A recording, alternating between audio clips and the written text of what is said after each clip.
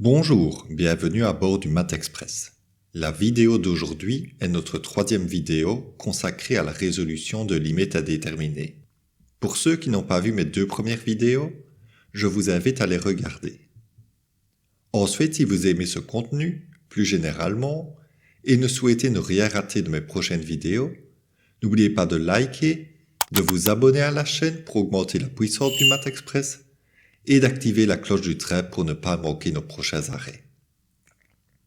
Pour rappel, dans cette série de 3 vidéos, nous avons vu 3 méthodes pour lever des indéterminations, à savoir la méthode de factorisation du terme dominant, qui comme son nom l'indique consiste à mettre en évidence le terme dominant dans une limite, la méthode de l'expression conjuguée qui consiste à lever des indéterminations avec des racines carrées en multipliant et divisant par l'expression conjuguée, et enfin la méthode de factorisation du terme problématique qui sera l'objet de cette vidéo.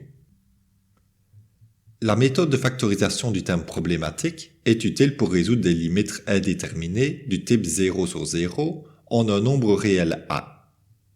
L'apparition d'une telle indétermination est liée au fait que le nombre réel A est à la fois une racine du numérateur et du dénominateur. L'idée consiste à factoriser le numérateur et le dénominateur de manière à faire apparaître explicitement cette racine et ainsi de simplifier l'expression. Plus précisément, la première étape consiste à identifier une limite indéterminée du type 0 sur 0 en un nombre réel A. Ensuite, on va factoriser le numérateur et le dénominateur de manière à isoler la racine A. On peut ensuite simplifier l'expression pour finalement calculer la limite de l'expression simplifiée. Comme premier exemple, je vais considérer la limite quand x tend vers 2 de x au carré moins 4 sur x moins 2. Au numérateur, x au carré tend vers 4 et 4 tend vers 4, et donc le numérateur tend vers 0, tandis que dans le dénominateur, x tend vers 2 et 2 vers 2, donc le dénominateur tend vers 0. On a donc une indétermination du type 0 sur 0. Ici, on peut factoriser facilement le numérateur comme x plus 2 fois x moins 2 pour isoler la racine 2 au numérateur et pouvoir simplifier l'expression. On doit donc calculer la limite pour x tendant vers 2 de x plus 2, c'est-à-dire 4. Comme deuxième exemple, je vais considérer un exemple un peu plus complexe, à savoir limite quand x tend vers a de x au carré moins 4x plus 3 sur x au carré moins 3x plus 2. Au numérateur, x au carré tend vers a, 4x tend vers 4 et 3 tend vers 3. Donc le numérateur tend vers 0, tandis qu'au dénominateur, x au carré tend vers a, 3x tend vers 3 et 2 tend vers 2. Donc le dénominateur tend aussi vers 0 et on a une indétermination du type 0 sur 0. On doit factoriser l'expression de manière à simplifier l'expression. Ici, le numérateur et le dénominateur sont des polynômes du second degré, dont on sait qu'une des racines est a. On doit donc calculer leur deuxième racine. Pour rappel, pour un polynôme du second degré, le produit des racines vaut le terme constant, et la somme des racines vaut l'opposé du coefficient du monôme du premier degré. Par exemple, pour le numérateur, le produit des racines vaut 3, et leur somme 4, donc on trouve facilement que x au carré moins 4x plus 3 vaut x moins 3 fois x moins 1. Si vous voulez, vous pouvez aussi utiliser la méthode de division d'Horner pour trouver la factorisation. On utilisera cette méthode dans notre troisième exemple. Le dénominateur, quant à lui, peut se factoriser comme x moins 2 fois x moins 1.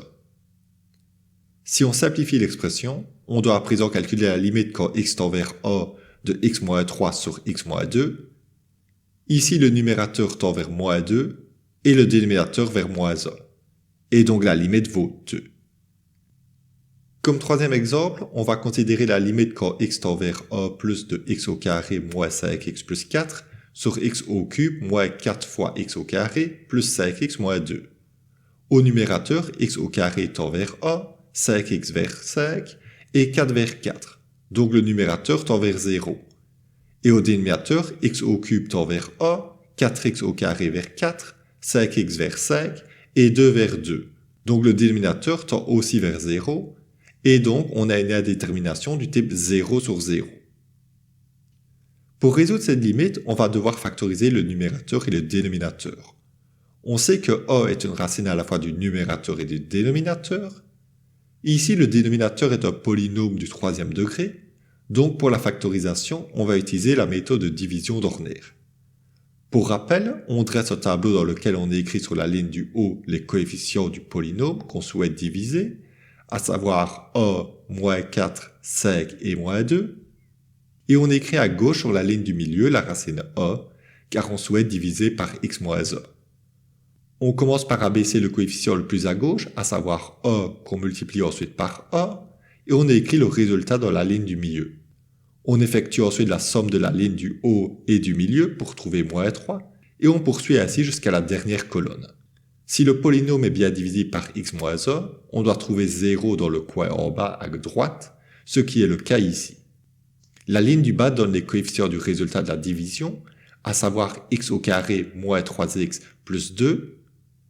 Le dénominateur se factorise donc comme x au carré moins 3x plus 2 fois x moins a, et le numérateur se factorise comme x moins 4 fois x moins a. On doit donc calculer la limite quand x tend vers a plus de x moins 4 sur x au carré moins 3x plus 2. Ici, le numérateur va tendre vers moins 3 et le dénominateur vers 0. La limite va donc tendre vers l'infini. Pour savoir s'il s'agit de plus ou moins l'infini, il convient de savoir si on tend au dénominateur vers 0 en étant négatif ou en étant positif. On peut noter facilement que le dénominateur a encore a comme racine et son autre racine est 2. Donc si on approche a en étant plus grand que a, on se trouve entre les deux racines et donc le dénominateur est négatif et donc on tend vers 0 en étant négatif. La limite est donc plus l'infini car à la fois le numérateur et le dénominateur sont négatifs. Comme quatrième exemple, je vais considérer la limite quand x tend vers a de x au carré moins 2x plus a sur x au cube moins 4 fois x au carré plus 5x moins 2. Notez que le dénominateur est le même que celui de l'exemple précédent, dont on sait qu'il tend vers 0, et on peut voir que le numérateur tend aussi vers 0, donc on a une indétermination du type 0 sur 0. On va devoir factoriser l'expression. Le numérateur se factorise simplement comme x moins a au carré, et on a vu dans l'exemple précédent que le dénominateur se factorise comme x au carré moins 3x plus 2 fois x moins a. On doit donc calculer l'expression simplifiée, limite quand x tend vers a de x moins a sur x au carré moins 3x plus 2. On peut remarquer que le numérateur et le dénominateur tendent toujours vers 0, donc on a de nouveau une indétermination du type 0 sur 0.